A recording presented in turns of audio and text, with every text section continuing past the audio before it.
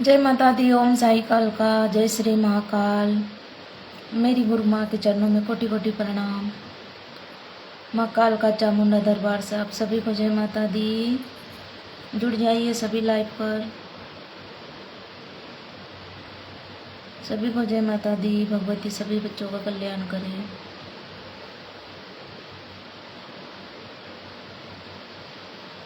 जय बाबा मोहन राम। जय बाबा की।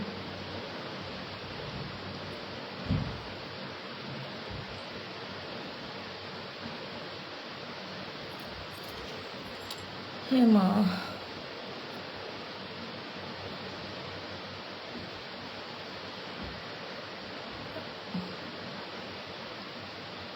माँ आप बहुत अच्छी लग रही हो। माँ भगवती का नूर है बाबू, वरना हम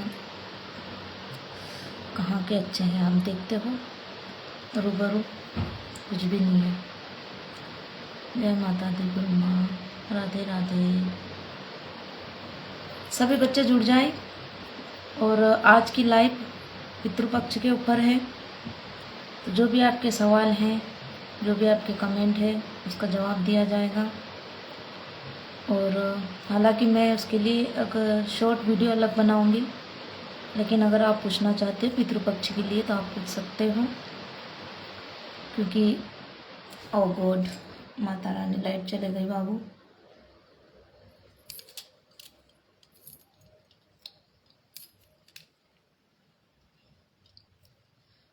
लाइट चले, ये क्या हो रहा है भाई? मेरी आंखें इतनी खतरनाक क्यों दिख रही है?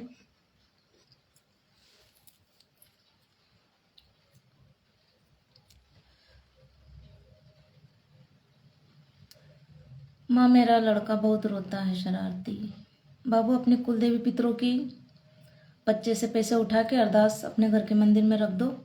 उनका नाम लेकर कुलदेवी और अपने घर के जो पितर हैं, बच्चे पैसे, कुछ दक्षिणा पैसे उठा के रख दीजिए। लाइट चले गए बाबू, इसलिए शायद मेरा चेहरा तो दिखाई दे रहा, आंखें दिखाई दे रही है बस, खतरनाक वाली आंखें। तो बाबू पितृपक्ष आ रहे हैं, ये कौन सी तारीख के आ रहे हैं पता नहीं। संडे को शायद पूर्णिमा है, सोमवार मंगलवार को ही है।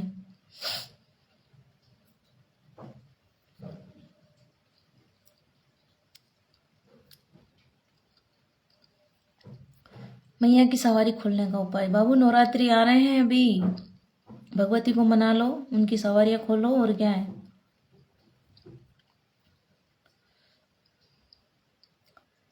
शनिवार शनिवार को आप एक गोला ले लीजिएगा। जो नारियल का गोला आता है, उसमें 7 प्रकार की मिठाई, एक नींबू, 2 लौंग, 2 इलायची और एक सिक्का। अपने सिर पे से 7 बार वार कर थोड़ा काट लीजिएगा, ताकि गोले में ये सामान आपको रखना पड़ेगा। गोले के अंदर काट के ही सारी सामग्री उसके अंदर रख कर, जो मोली धागा आता है उसको लपेट कर सिर पे से 7 बार वार के या तो बहते पानी में डाल दें या चौराहे पर रख दें। आपको ये 3 शनिवार को करना है। भगवती चाहेगी तो माँ की सवारी खुलकर आएगी। और शनिवार शनिवार किसी दुर्गे मंदिर, काली मंदिर में आप जाइए, मत्था टेकिए, पानी वाला नारियल लेके। जिन बच्चों को सवारियाँ चलती हैं, जिन बच्चों की हाजिरी रुकी हुई रहती, जैसे हाजिरी सही से आती नहीं है, मैंने अभी एक वीडियो डाला है जिसमें बताया गया है कि क्यों जाना चाहिए मंदिरों में।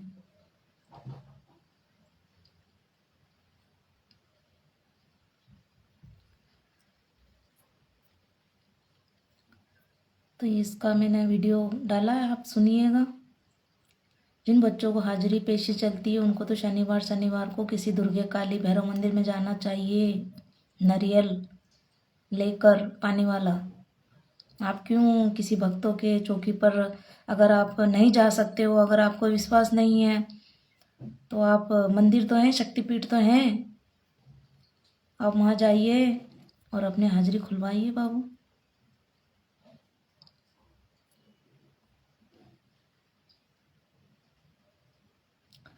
हाँ हाँ, वीडियो नहीं देख पाऊँ, मैं तो डालती हूँ बेटा जी, और आज तो मैं डालूंगी क्योंकि आज पितृपक्ष के बारे में मुझे बताना है, ताकि बच्चे थोड़े जुड़ जाएं। तो मैं बताऊं, लाइफ लंबी हो जाएगी ना। माँ की सवारी को कैसे पहचाने? माँ की सवारी बाबू, रोंगटे जब माँ आती है, जब उनका एहसास होता है तो अपने शरीर में जितने बाल जो होते हैं ना, शरीर में रोंगटे खड़े होते हैं, जो हम सोचते हैं वो बात सच्ची हो जाती है, हमें श्रृंगार करने का इच्छा होती है, अल्टा लगाने की इच्छा होती है, हमारे कहे हुए शब्द, हम जो भी बात बोलते हैं वो सत्य होती है, हमारी वाणी सिद्ध हो जाती है, हमारा जो दिनचर्या का जो काम है घर में, उसमें मन लगता है, पूजा पाठ में मन लगने लगता है। जिस देवी की आपको सवारी आती है, उस इष्ट की या चाहे कोई भी देवता की, उसमें आपको पूजा पाठ करने में मन लगता है।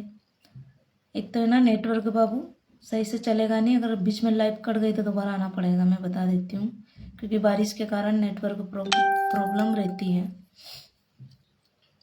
और मेरी आवाज़ भी आपको अटकती अटकती दिखाई देगी, है ना, क्लियर नहीं सुनाई देगी। कोई बात नहीं, चलो बाबू, बच्चे जुड़े तो मुझे पितृपक्ष के बारे में बताना है, अगर हो सके तो मैं इसके लिए शॉर्ट वीडियो भी बनाऊंगी। बाकी यहाँ पर इंस्टाग्राम पर जो बच्चे कमेंट करते हैं पितृपक्ष के बारे में, तो उनको उनके सवाल का जवाब देना ज़रूरी है। लाइट चले गए बाबू, इसलिए मेरी आंखें ऐसी दिखाई दे रही होगी, क्योंकि कैमरा है ना, सामने वाला कैमरा में अपना चेहरा लाइट करता है और आंखें ऐसी दिखाई देती हैं। मंदिर में लाइट चले गए बाबू, क्या करूं?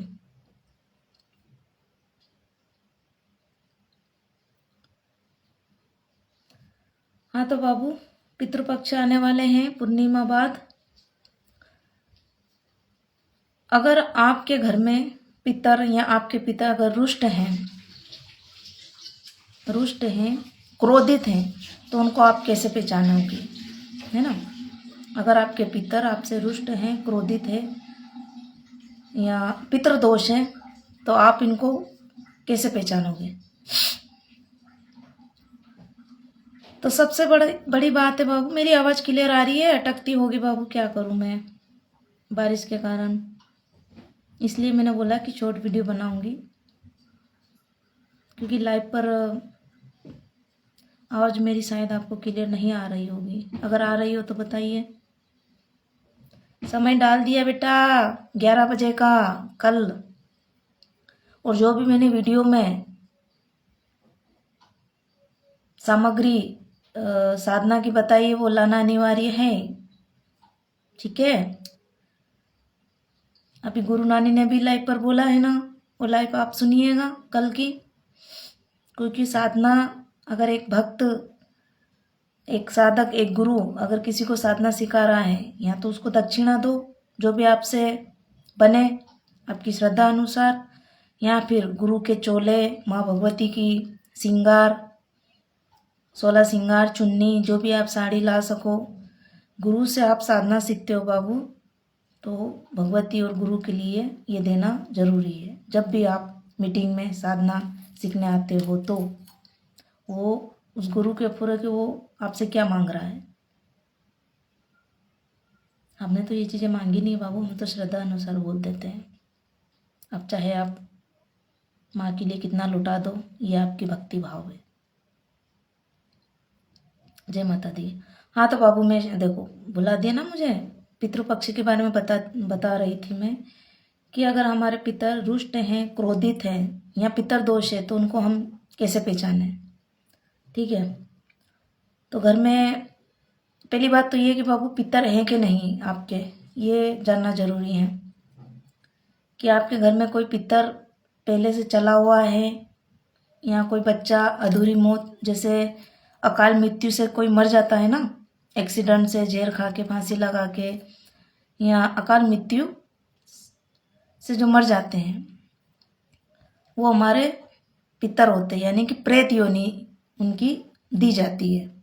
अब प्रेत योनि से हमें पितर योनि में कैसे लाना होता है? जब प्रेत योनि में रहेंगे तभी तो ये चीज़ें होगी ना आपके साथ, पितर दोष लगना। जब तक पितर आपके पितर योनि में जब तक वो नहीं आते हैं तब तक वो प्रेत योनि में ही रहते हैं। अब कैसे पहचाने कि वो आपके पितर भूत हैं कि प्रेत हैं कि वाकई में पितर हैं, कि कितने पीढ़ियों से वो चले आ रहे हैं, है ना। मम्मी लाइट चालू कर दे बच्चों को।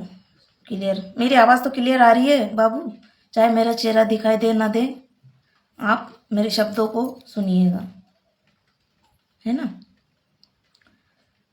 तो सबसे पहले कई कारण ऐसे होते हैं कि आपके पितर नाराज हैं, क्रोधित हैं, तो उसके कई ऐसे कारण होते हैं। तो मैं कारण आपको बता देती हूँ कि सबसे पहले आपके घर में लड़ाई झगड़े होंगे भयंकर वाले। जब पितर पक्ष होंगे, अमावस होगी, ग्यारस होगी, तो आपके घर में बेवजह के झगड़े होंगे, घर कलेश होता रहेगा। दूसरा, कोई भी अच्छा काम, मंगलिक कार्य आपके घर में नहीं होगा, आप चाहे कितनी भी कोशिश करें, नहीं होगा। तीसरा कारण, आपके घर में अगर बच्चे शादी लायक बच्चे हैं, उनके रिश्ते नहीं होंगे, शादी में अड़चन होगी, ठीक है। पितर रुष्ट के कारण है कि अगर आपके घर में शादीशुदा औरत है, उसको बच्चे नहीं हो रहे, बेटियां ही बेटियां हो रही है, पुत्र की प्राप्ति नहीं हो पा रही है, ये भी पितृ के दोष हैं, पितृ रुष्ट होने के कारण है। पांचवा, आपके खाने में बेवजह बाल हमेशा निकलते रहेंगे। जब भी आप खाना खाओगे, चाहे आप लेडीज या बच्चियां खाना बना रही हैं, तो उनके खाने में बाल जरूर निकलेंगे, ठीक है। घर में पैसे की बरकत बिल्कुल नहीं रहेगी, काम धंधे आपके बिल्कुल चलेंगे फिर बंद हो जाएंगे, घर में बरकत बिल्कुल नहीं रहेगी। ये भी एक पितृ के रुष्ट होने के कारण है। रात को आपको, जब आप सोओगे, आपको शरीर पर भारीपन लगेगा, जैसे कोई आपके शरीर पर कोई चीज बैठी हुई है ना। अगर आपके पितर भूखे प्यासे हैं, अगर आप उनके अमावस नहीं निकाल पा रहे हो, तो उनके जो प्यास भूख का जो एहसास है, वो एहसास आपको दिलाएंगे। कैसे कि रात को 1 बजे 2 बजे आपको प्यास लगेगी, भयंकर वाली भूख लगेगी आपको। हो सके तो आप रात को उठ के कई बार आप खाना भी खाते होंगे। जिनके अगर पितर रुष्ट हैं तो उनको रात में प्यास और भूख जरूर लगती है ना।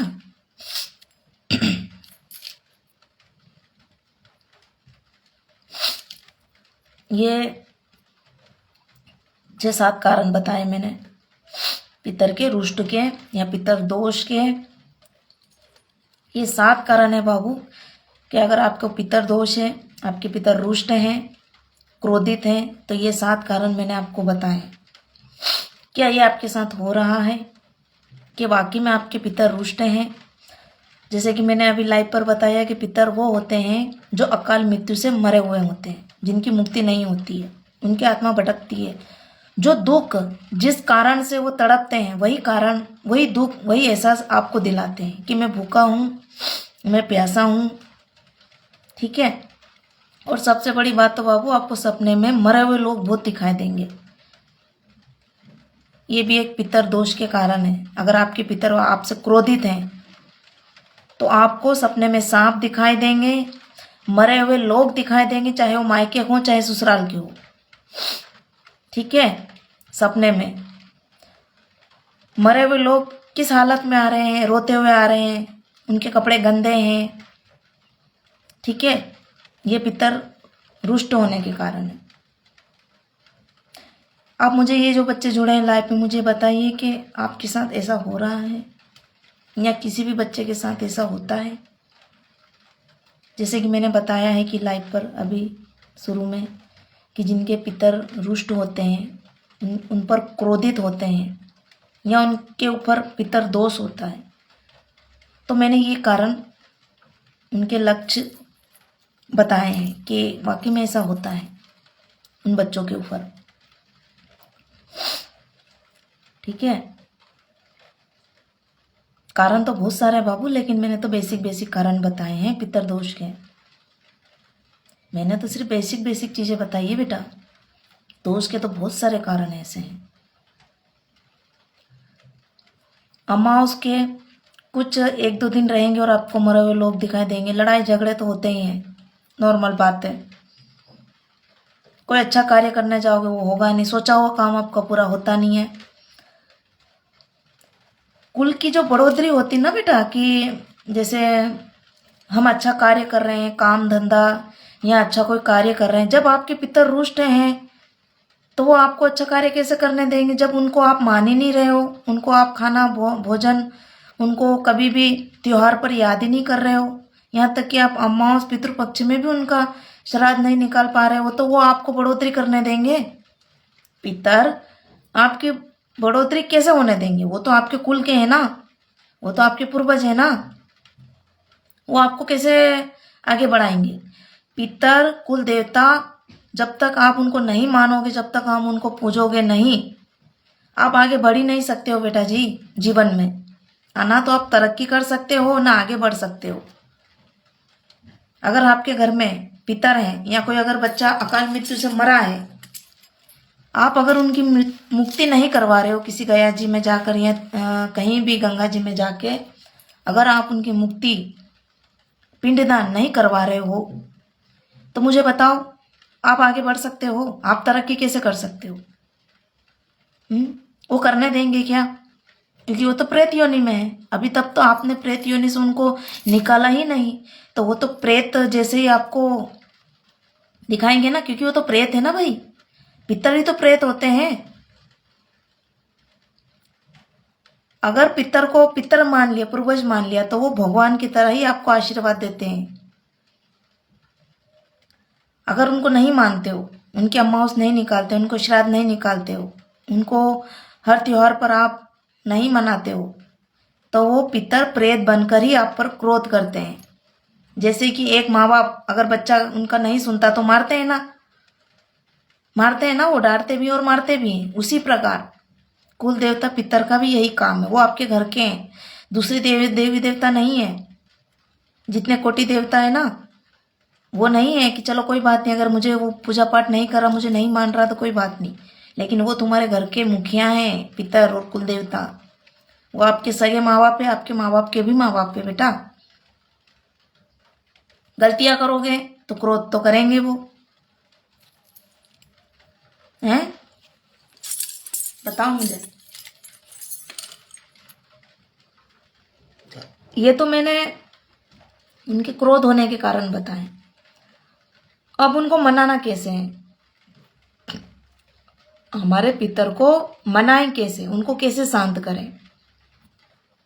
क्रोध के तो मैंने बता दिया आपको। अब बारी है कि अगर ये सब हमारे साथ हो रहा है तो उनको हम मनाएं कैसे? कैसे हमारे रूठे हुए पितर को मनाएं, उनका आशीर्वाद कैसे प्राप्त करें, उनको हम शांत कैसे करें अगर वो क्रोधित हैं तो इसके भी मैं उपाय बताती हूँ बेटा इसमें लाइव पर। अभी पितृपक्ष हैं 16 दिन के, है ना, पूर्णिमा से लगने वाले हैं संडे के बाद। जय माता की, जय माता की बेटा। तो सबसे पहले आपको करना क्या है, अमावस से शुरुआत करते हैं हम। ओके, लाइट आ गई, जय माई की। तो आपको करना क्या है, आसपास पहले आप ये देखिएगा कि कोई पीपल का वृक्ष है क्या आपके, कोई पेड़ पीपल का आसपास आप ये देखिएगा। 16 दिन में आपको उपाय बताती हूँ। तो आसपास अगर कोई पीपल का पेड़ हो तो आपको सुबह, जैसे कल पितृपक्ष लगने वाला है, पहले आप अपनी घर की सफाई करें, हरी दुर्वा घास, गंगा जल और गौमूत्र ले ले थोड़ा सा। अपने घर की अच्छे से सफाई करें, ठीक है। फिर आप एक कलश ले लीजिएगा, आधा दूध, थोड़ा सा जल, उसमें काले तिल, थोड़ी सी शक्कर, है ना। हरी दुर्वा घास लेकर आपको पीपल के वृक्ष पर चढ़ा के आना है, अपने पितरों का नाम लेकर। पीपल के आपको सुबह, दिन में कभी भी जा सकते हो। आपको मैंने बताया कि आप कलश ले लीजिएगा, उसमें थोड़ा सा दूध, थोड़ा सा जल, काले तिल, थोड़ी सी शक्कर, दुर्वा घास और एक सिक्का लेकर आपको 16 दिन लगातार अपना नाम बोलकर, ओम पितृदेवाय नमः ऐसे बोलकर आपको किसी पीपल के पेड़ के नीचे रोज डेली 16 दिन वो जल चढ़ाना है। अगर कोई लेडीज महिला है या कोई बच्चियां हैं तो आपको इतना घूंघट लेके जल चढ़ाना है। अगर कोई जेंट्स हो तो कोई बात नहीं, क्योंकि आप बहू हो बाबू, उस समय वो जल आपके पितर तक जाएगा, क्योंकि पीपल पर दूध चढ़ाने से या पानी चढ़ाने से, अर्घ देने से हमारे पितर तक वो चीज़ें जाती है, ठीक है। ये तो आपको 16 दिन रोज करना है। अब शाम को क्या करना है, 5 बजे 6 बजे के पहले दंत छिपने से पहले आपको मिट्टी का नहीं, सॉरी, आपको आटे का दीपक बनाना है। रोज़ 16 दिन ये भी करना है। आटे का दीपक बनाना है, लंबी बाती का, उसमें थोड़ा सा तिल डालना है, घी का दीपक लगेगा। वो लंबी बाती का आटे का दीपक बनाना है, थोड़ा सा उसमें तिल डाल दीजिएगा। ये आपको सूरज छिपने से पहले आपको पीपल के पेड़ के नीचे रोज डेली शाम को लगाना है, अपने पितरों का नाम लेकर। चाहे आपके पितर रुष्ट हो, चाहे क्रोधित हो, वो शांत रहेंगे। ये तो सिर्फ उनके मनाने के दिन है पितरों के बाबू। रही बात अगर कोई पितर आपका अकाल मृत्यु से मरा है, कोई बच्चा, तो उनको तो फिर बाबूजी आपको मुक्ति ही करवानी पड़ेगी इसी तीर्थ स्थल पर, या हो सके तो आप उज्जैन में या गया जी जाकर। जो बच्चा अकाल मृत्यु से मरा है और वो मुक्ति पाना चाहते हैं तो सबसे पहले आप ये जो पितर पक्ष हैं इसमें आप उनकी मुक्ति करवा दीजिए बाबू। मुक्ति करवाने के बाद मुझे ये बताइएगा कमेंट में कि आपको बाद में क्या फ़ायदा हुआ। जो ये चीज़ें आपके साथ हो रही है ना, वो होने बंद हो जाएगी, क्योंकि बाबू उनकी जो आत्माएं भटकती है, हम उनकी मुक्ति करवाते नहीं हैं, और वो हमारे ही कुल के पितर होते हैं, तो वो दूसरे के पास नहीं जाएंगे शिकायत करने, वो आप ही के पास जाएंगे। वो आप ही के पास वो अपने द्वारा, या अगर आप बार बार इग्नोर कर रहे हो, आपको कुछ चीज़ें दिखा रहे हैं, आप नहीं समझ पा रहे हो, तो फिर पितर दोष होना तो आम बात है। फिर वो तो होंगे ही क्रोध से ही चलेंगे। फिर वो कोई भी कुल देवता या इष्ट या पितर कोई भी अगर वो संकेत दे रहा है, उन संकेत को आप नहीं मान रहे हो, तो बाबू कहते ना, एक माँ बाप अगर डांट से समझाने से नहीं समझ रहा है तो फिर माता पिता उसको मारते हैं। फिर वही वाली चीज़ पितर कुल देवता करते हैं, जैसे कि मैंने अभी शुरू से लाइव पर बताई ये चीज़ें, ठीक है। तो ये मैंने मनाने के उपाय बताए हैं पीपल वाले। 16 दिन में आपको पंडित को खाना खिलाना है, और हो सके तो किसी बुजुर्ग का, किसी स्त्री का अपमान ना करें। अगर हो सके तो बुजुर्ग को, किसी महिला या जो भी बुजुर्ग हैं, आप उनको खाना खिला सकते हो। घर में सफ़ेद कपड़ा दान दे सकते हो, दक्षिणा दे सकते हो। जितना आप दान कर सकते हो अपने पितरों के नाम का, 16 दिन आप कर सकते हो।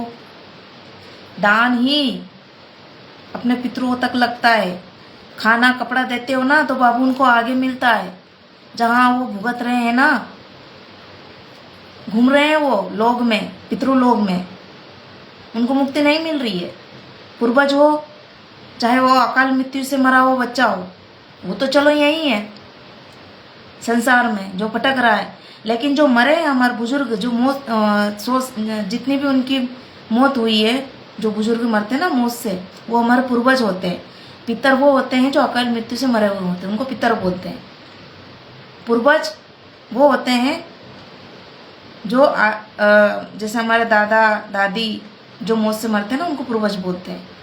जो वो पितर लोक में जाते हैं ना बाबू, आप अगर कोई धर्म पुण्य नहीं करते हो, 16 श्राद्ध में किसी को दान दक्षिणा नहीं देते हो, उनका पिंडदान नहीं करते हो, उनकी थालियां नहीं निकालते हो, तो बाबू फिर उनका जो प्रकोप है आपको मिलता ही मिलता है। ठीक है, तो ये 16 दिन आपके पितर के मनाने के हैं। हो सके तो आप सफ़ेद कपड़ा, चोला, जो भी आप श्रद्धा अनुसार आपकी सीधा जैसे हम बोलते हैं आटा, खाने पीने का सामग्री, आप किसी ज़रूरतमंद को जो बुजुर्ग हैं उनको दान दें। अगर आप उनको दोगे तो आगे जाके आपके पितरों को मिलेगा। अब मैं ये नहीं कह रही कि आप 16 दिन धूप ध्यान करो गेट के बाहर, नहीं, उनसे पितर प्रसन्न नहीं होते। आप 16 दिन क्या करते हो, गेट पर अंग्यारी पर जो देते हो ना, हमारे इसमें ये चीज़ें का सख्त मना है बाबू। 16 दिन जो आप अमावस को कंडे पर धूप ध्यान देते हो ना पितरों के नाम का, हमारे इसमें मान्यता नहीं है इसकी। पितर हमेशा दान से, दया से, दक्षिणा से प्रसन्न होते हैं। उनके नाम का जो आप निकालते हो ना, किसी जरूरतमंद को खिलाते हो, उनसे पितर प्रसन्न होते हैं। आप बाहर चाहे आप कितना भी उनको धूप ध्यान कर लो, उससे कुछ भी नहीं होता है। पिंडदान हमेशा अपने पितरों को नाम का अगर किसी पंडित को देते हो, इससे आपके पिता प्रसन्न होते हैं बेटा।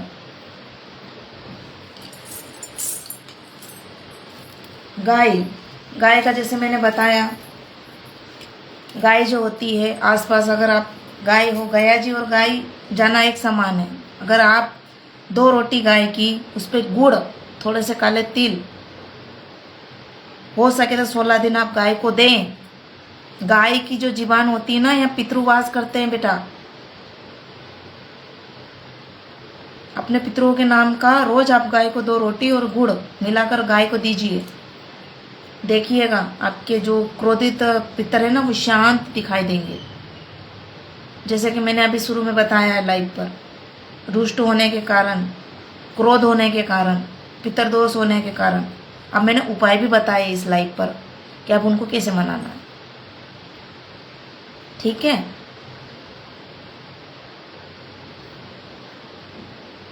और किसी बच्चे ने बाबू ये भी मुझे कमेंट करा था कि क्या अगर किसी बच्चे घर में बच्चे के मम्मी पापा नहीं रहे और उनका कोई आगे पीछे करने वाला नहीं है, तो उनकी शांति या उनके पिंडदान कौन कर सकेगा?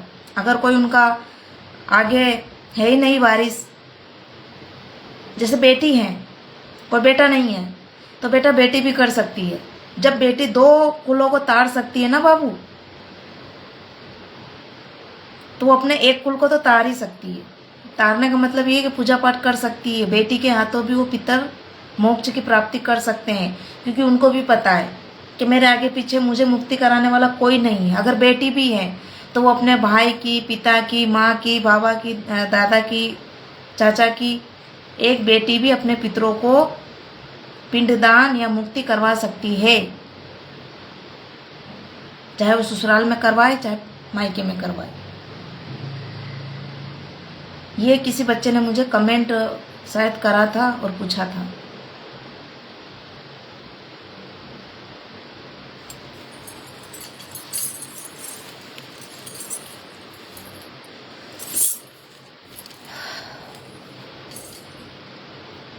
तो बाबू 16 दिन अपने पितरों को खुश करो, उनको मनाओ, उनकी कृपा, उनके आशीर्वाद प्राप्त करो, क्योंकि बिना कुल देवता और पितर बिना तो हम आगे बढ़ ही नहीं सकते। ठीक है, इष्ट देव, कुल देवी, पितर, इनको अगर साथ में लेके चल रहे हो बाबू, तो कोई आपका रास्ता रोक नहीं सकता आगे बढ़ने से, ना तो कोई आपको हानि पहुंचा सकता है, अगर ये आपके खुश रहें तो। बाकी के देवी देवता को बाबू मनाना, पूजा करना, वो तो आम बात है।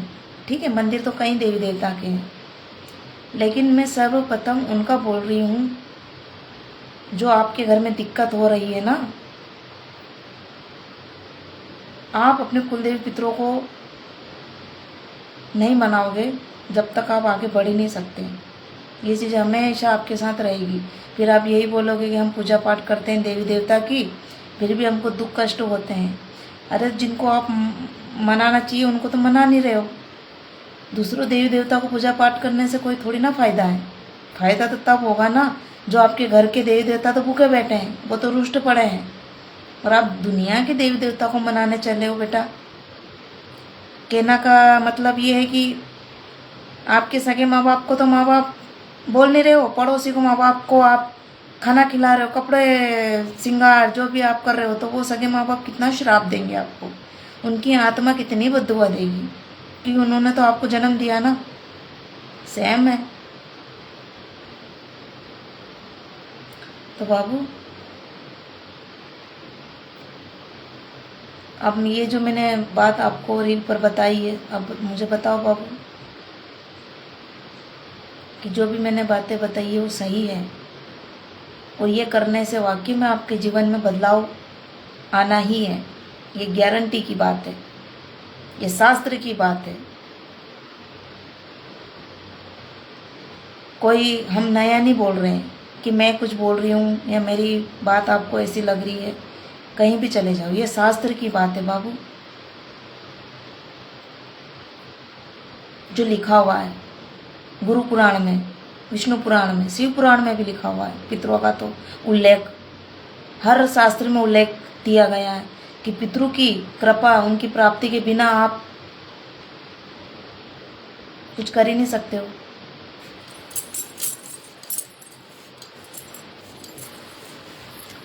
आज मेरे ससुर जी की तिथि है बाबू। पितृपक्ष में ही तिथि का मान्यता होती है, अभी तो कोई आप नहीं कर सकते हो। पितृपक्ष आ रहे हैं ना 16 दिन में, जो भी आपकी ससुर जी की या कोई भी तिथि है, उस दिन आप पिंडदान करें, दान दक्षिणा करें।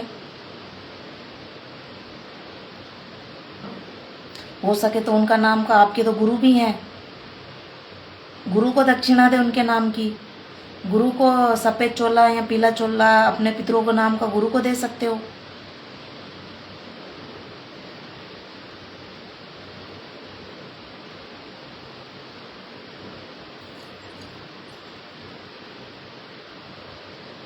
बाबू एक बात मैं बता देती हूँ, जब कलयुग आएगा ना, ये 4 चीज़ धीरे धीरे खत्म हो जाएगी। दान, दक्षिणा, दया, प्रेम, सब खत्म हो जाएगा। दान दक्षिणा है, दया है, तो आज ये चल रहा है। धीरे धीरे अगर ये लोगों ने ये भी बंद कर दिया ना बाबू, तो महाप्रलय पाप आना अनिवार्य है। यही तो कलयुग है। तो बेटा जी, दान दक्षिणा हमेशा करें जरूरतमंद को, अपने गुरु को, पंडित को, और जो हमारी बेटी के जो बच्चे होते हैं ना, जिसको हम भांजे बोलते हैं, उनको, क्योंकि 100 बामन और 1 भानेज होता है, उनको दीजिए। सबसे पहले जरूरतमंद को दीजिए। दान दक्षिणा बाबू ऐसा है, ये कर्म, ये फल ऐसा है कि इससे आपके पितर भी खुश और आपके कर्म भी अच्छे बन जाएंगे। आगे जाके यही तो मिलना है आपको।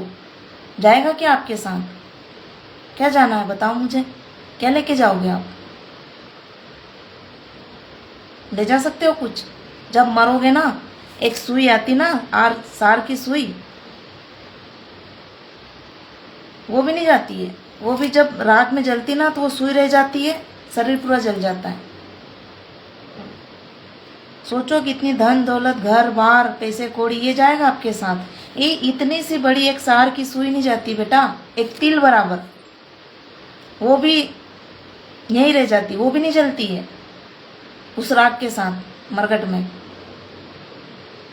जाएगा तो सिर्फ आपका दई, जो आप अच्छे कर्म करते हो, जो आप किसी इंसान पर दया दिखाते हो, दान करते हो, दक्षिणा करते हो, अच्छे कर्म करते हो, बाबू यही जाता है। इंसान को पता सब है कि हाँ जाएगा कुछ नहीं, फिर भी अज्ञानता, समझ कहाँ है लोगों में, अपनी बुद्धि भ्रष्ट कर रहे हैं लोग।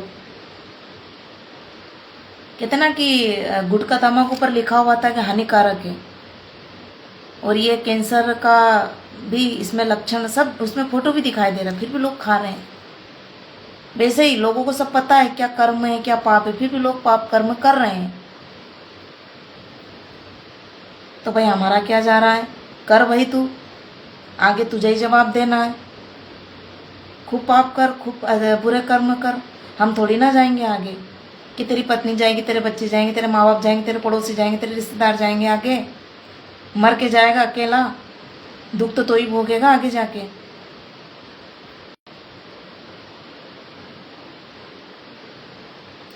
पीला चोला में क्या दे सकते हैं, मतलब बाबू पीले चोले में किसके लिए आपको देना है, गुरु के लिए देना। तो पीले चोले में आप अगर गुरु स्त्री हैं तो आप उसमें श्रृंगार दे दीजिएगा, है ना। गुरु को तो पीला ही लगता बाबू, हमेशा पीला ही चोला गुरु को होता है। और अगर अभी नवरात्रि आ रहे हैं तो मैंने उसमें बताया है ना, आप किसके बारे में बोल रहे हैं। नवरात्रि में बताया है मैंने कि नवरात्रि में माँ दुर्गे की साधना दी जा रही, तो उसमें लाल चोले का है शायद, श्रृंगार लाल चोला। और दिवाली का तो शायद मुझे नहीं याद है बाबू, मैंने उसमें पोस्ट डाली, आप देख लीजिएगा।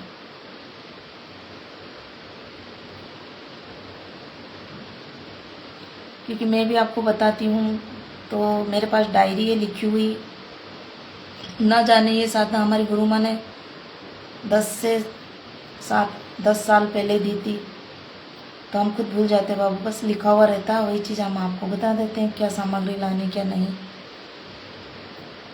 इतनी पुरानी चीज़ें याद नहीं रहती बेटा।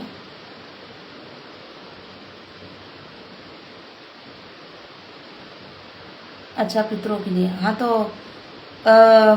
पीला चोला दें, सफ़ेद या पीला।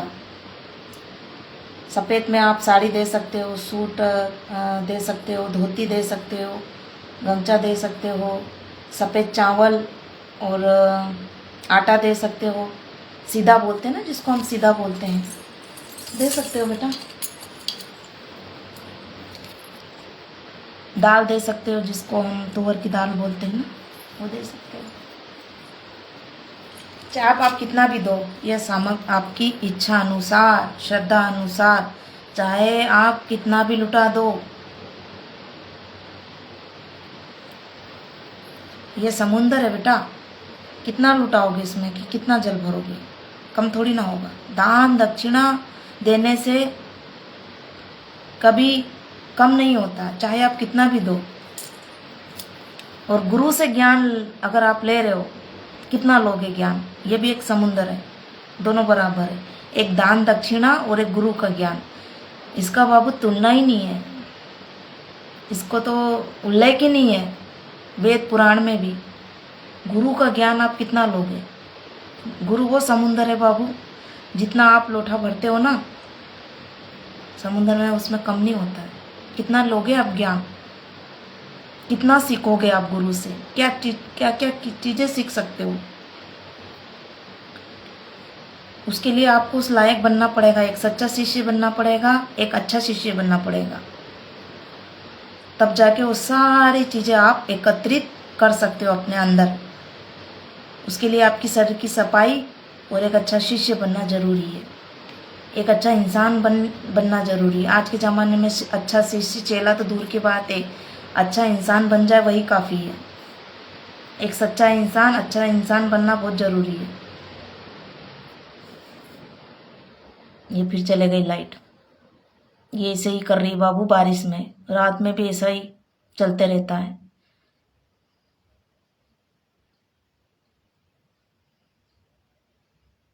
जय सिया राम, जय सिया राम।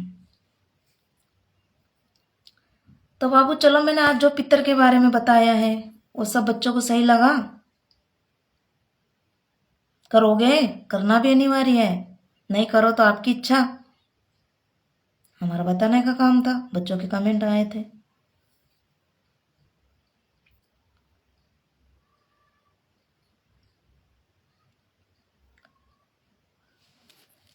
बाकी की बाबू मीटिंग में बात करेंगे, मुझे भी तैयारी करनी है दिल्ली जाने के लिए। अब गुरु माँ के आदेश आ चुके हैं।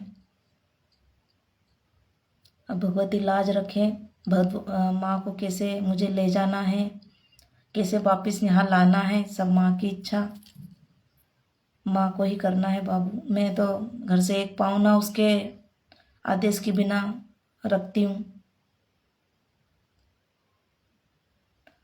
तो बेटा जी क्या ही कहें, गुरु का आदेश जब आता है ना बाबू, ना जाने कितनी हलचल हो जाती है दिल में। ऐसा लगता है कि स्वयं भगवती ने ही आदेश करें, क्योंकि हमने गुरु को हमेशा भगवती के स्वरूप में ही देखा है। कभी हमने ये नहीं सोचा कि ये इंसान है कि गुरु है। साक्षात भगवती के स्वरूप में देखती हूँ मैं अपने गुरु को, क्योंकि माँ को भी उनके अंदर पाया है, गुरु को भी उनके अंदर पाया है, माँ की ममता भी उनके अंदर मैंने पाई है। ना जाने कितने ही चीज़ें मैंने अपने गुरु के अंदर पाई है जीवन में। मेरे लिए वो भगवान, कहते ना गुरु तो भगवान ही होते हैं, लेकिन मेरे लिए तो वो गुरु से, भगवान से कम भी नहीं है। मेरे लिए तो साक्षात भगवती है मेरी गुरु माँ। मैं उनका बखान तो नहीं कर सकती बाबू इस मुंह से, मैं क्या बोलूँ अपने गुरु के लिए। जो कुछ भी हूँ उनकी आशीर्वाद, उनकी ही बदौलत है जो मुझे उन्होंने एक नया जीवन दान दिया है। पहले वाली तो है ही नहीं बाबू, पहले वाली मैं स्त्री यहाँ हुई नहीं। एक नया जीवन अपने गुरु से मिला है मुझे, और ये जीवन अगर गुरु की कृपा से मिला है ना बाबू, तो इसको व्रत, मतलब ऐसे किसी इंसान के पीछे हमको ये ज्ञान और एक ये नया जीवन खराब थोड़ी ना करना है। उनकी कृपा से अगर नया जीवन मिला है, पूजा पाठ मिली है उस भगवती की, तो हमें उनका नाम करना है, अपने गुरु का नाम करना, अपनी भगवती का नाम करना है। बदनाम थोड़ी ना करना। जब एक बेटी शादी करके जाती ना, माँ बाप क्या बोलते हैं कि बेटा मेरा नाम खराब मत करना, ससुराल में मेरी नाक मत कटा देना।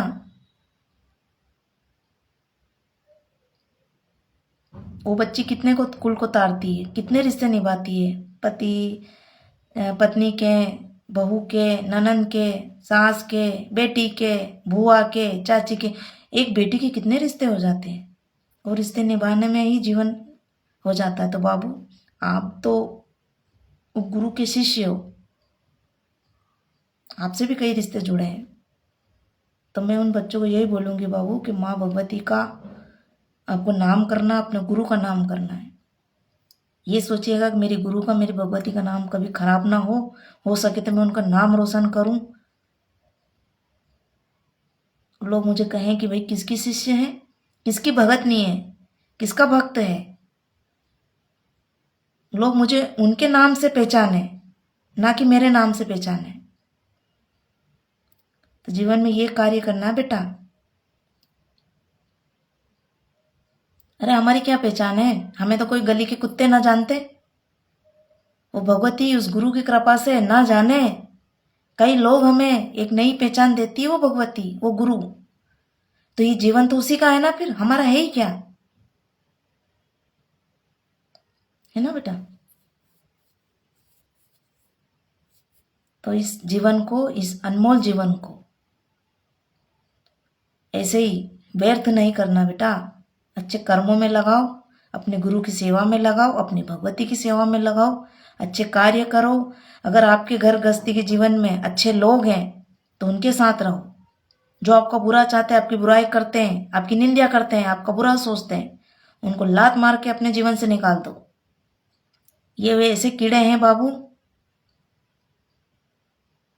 ये ऐसे गंदी नाली के सुअर हैं कि आपको पूजा पाठ में, आपके जीवन में आगे बढ़ने से रोकेंगे।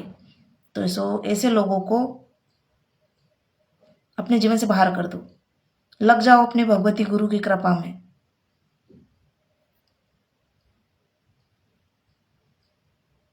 फिर देखिएगा कि जीवन के असली मजे क्या है, क्या आनंद है, स्वयं आपको पता चल जाएगा।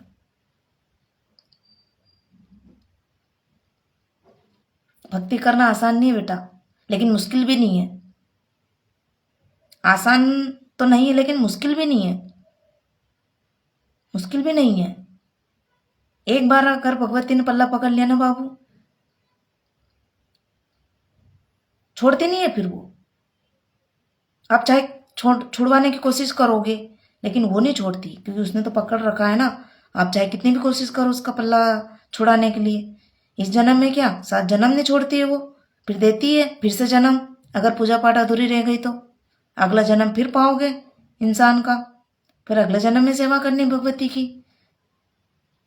अभी सोच लो कि अगर आपको ये जन्म मिला है, हो सकता अगले जन्म में आपने भगवती की पूजा पाठ कहीं ना कहीं अधूरी रह गई होगी, या तो आपने गुरु नहीं बनाए होंगे, अकाल मृत्यु मर हो गई होगी आपकी, इसलिए तो माँ ने आपको नया जीवन दिया है कि बेटा उस जन्म में अगर आपने पूजा पाठ नहीं की मेरी, तूने गुरु नहीं बनाए, कुछ सिद्धि साधना तेरी अधूरी रह गई, ले फिर से तेरे को मनुष्य जीवन दे रही हूँ। इसमें तू जो अधूरे काम तेरे पीछे छूट गए थे, इस जन्म में तू पूरा कर। और हम क्या करते हैं, भटक जाते हैं, लोगों की बातों में आ जाते हैं। जैसे गंध में रहते हैं ना, वो बच्चा भी वैसे गंध में ही हो जाता है। कहते हैं ना संगति के सार, जैसे माहौल में रहेगा ना वैसे ही बच्चा हो जाता है। अच्छे लोगों के साथ जुड़ता है ना, संगत में या सत्संग में, या अगर वो किसी दरबार जा रहा है तो वो भी बोला चल बेटा तू भी कहीं दरबार चल, कहीं मंदिर चल, सत्संग में चल, क्योंकि आप उसकी संगत के बैठे हो ना उस संगत में, तो वो वहीं ले जाएगा। खाने पीने वालों के साथ बैठोगे, दारू पीने वालों के साथ बैठोगे, बहन बेटी छेड़ते हैं, इधर उधर मुंह मारते हैं लोग, उनके साथ अगर आप रहोगे तो वो भी तो आपको वहीं ले जाएंगे ना। फिर वो क्या करेंगे। तो कुछ तो संगति के भी सहारे ना बेटा। मेरी बातें कई बच्चों को बुरी भी लगती है बाबू, लेकिन मैं जो भी बात है बाबू क्लियर बोलती हूँ। मुझे किसी का डर होता नहीं है, मेरी जीवन पर हमेशा सत्य ही आता है बाबू। मैं क्या करूँ, झूठ मेरे से बोला नहीं जाता। घुमा फिरा कर मुझे बातें आती नहीं है, जो भी बातें आती सीधी डायरेक्ट सीधी बात मुझे करना होता है। शायद मेरे परिवार में मैं खुद बुरी हूँ, मेरी ज़्यादा किसी से बनती नहीं, क्योंकि मैं जो भी बातें बोलती हूँ ना सत्य बोलती हूँ, क्लियर बोलती हूँ। मेरे परिवार में बहुत कम किसी से बनती है बेटा। मैं खुद ही नहीं ज़्यादा बात करती फिर किसी से, मुझे ज़्यादा इधर उधर जाना बिल्कुल पसंद नहीं है।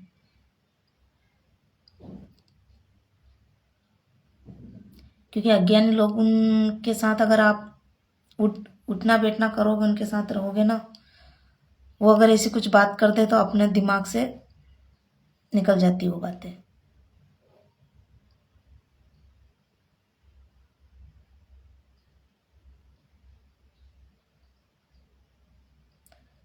कहीं कहीं मुझे ये भी लगता है बाबू कि शायद माँ ने इस लायक नहीं बनाया। काश हम भी उस लायक होते तो दान धर्म करते, हालांकि करते हैं जितना हमसे बनता है, जितना माँ ने दिया है। लेकिन मैं उन लोगों को बोल रही हूँ कि जिनके पास माँ ने हर चीज़ से उनको सामर्थ्य बनाया, पैसे वाले बनाए हैं, सब कुछ है उनके पास, फिर भी बाबू एक गरीब के लिए उनके लिए 10 रुपये नहीं निकलते हैं। और यहाँ हम हैं कि माँ से यही प्रार्थना करते हैं कि हे माँ भगवती तूने हमको क्यों नहीं दिया। हम भी हमारे गुरुओं के लिए, हमारी भगवती के लिए मंदिरों में गरीब लोगों के लिए दान दक्षिणा देते हैं। बेटा अगर आपके पास 50 पैसे भी हैं, एक लॉजिक दे रही हूँ मैं कि अगर 50 पैसे हैं, 50 पैसे में अगर आप 5 रुपये 2 रुपये अगर आप किसी ज़रूरतमंद को, किसी गरीब को आप दे दोगे तो क्या आपको कम पड़ जाएंगे? आपके पास कुआं है पानी का, अगर उसमें से एक लोटा या एक गिलास भी अगर आपने किसी प्यासे को पानी पिला दिया तो क्या आपके उस कुएं में पानी कम पड़ जाएगा क्या? सामर्थ्य हो ना, आप भगवती ने दिया है ना आपको, भगवान ने दिया है ना आपको। हमारी बहुत इच्छा होती है बाबू, लेकिन हम करते हैं, कोशिश करते हैं और करते हैं कोशिश क्या? माँ की ऐसी कृपा है बाबू कि अगर कोई चौखट पे या मंदिर में आ जाए भूखे या कुछ भी देते, चाहे नहीं हो तो भैया आटा ही ले जा, घर से दक्षिणा ही ले जा, माँ का श्रृंगार तक दे देते। भगवती कम से कम बच्चे श्रृंगार तो करेगी, कपड़े तो पहनेगी। कोई भी आदमी या औरतें हमारे घर के सामने, या हम कहीं भी मंदिर भी जाते हैं बाबू, या अगर कोई रास्ते में ऐसा कुछ दिख जाए तो बहुत आत्मा दुखती है, होता तो दे देते हैं। आत्मा तो बहुत दानी बनाई है बाबू, लेकिन क्या कर सकते हैं, जितना माँ ने दिया है उतना धर्म पुण्य करते हैं। शायद हमारा दिया हुआ दान हमारे बच्चों को मिले, वो तो देख रहा ना ऊपर वाला। अगर आप सब कुछ लुटा रहे हो, मैं बड़ी बात नहीं बोलूँ बाबू, लेकिन मेरी भगवती जानती कि आज शनिवार है, मुझ पे क्या बीत रही है, मेरी माँ सब जानती है। लेकिन फिर भी हम हिम्मत नहीं हारते, हमें पता है कि हमारी माँ हमारी झोले में क्या देगी। हमने अच्छे कर्म किए हैं, फल देना उसके हाथ में है, उसकी अदालत में हमारे लिए क्या न्याय है, क्या अच्छा है, वो जाने।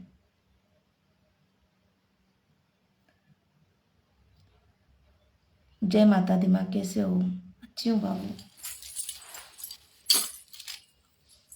चलो बाबू, लाइफ बहुत लंबी हो जाएगी।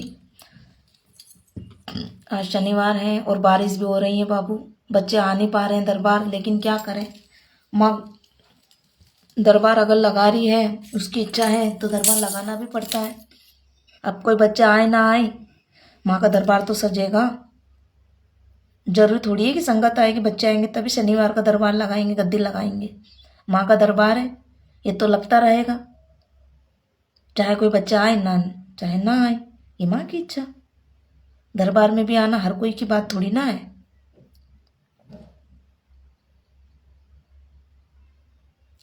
मेरी दीदी तैयार हो गई है। ओके बेटा।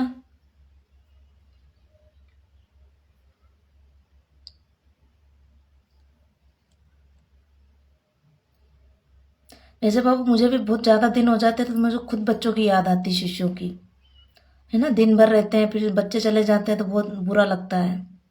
इसलिए तो अभी मीटिंग साल में 4-5 बार होती रहती है। और अब इस बार तो बेटा हर महीने हर बच्चों को सेवा देनी है, हर महीने दरबार में।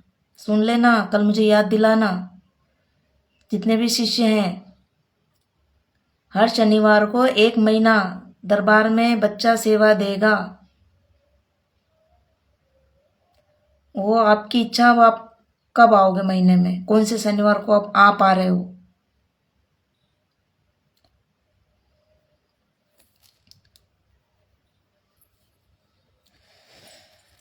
हाय मैया।